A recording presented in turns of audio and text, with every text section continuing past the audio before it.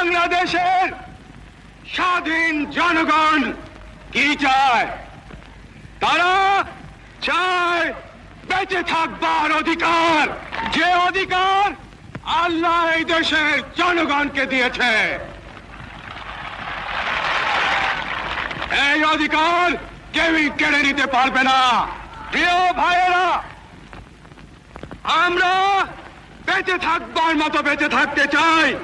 আমরা চাই শান্তি, যাতে আমাদের দেশের সর্ব জায়গায় সব লোক শান্তিতে বসবাস করতে পারে, শান্তিতে কাজকর্ম করতে পারে, শান্তিতে ব্যবসা বাণিজ্য করতে পারে, শান্তিতে রাত্রেবেলা নিদ্রা যেতে পারে।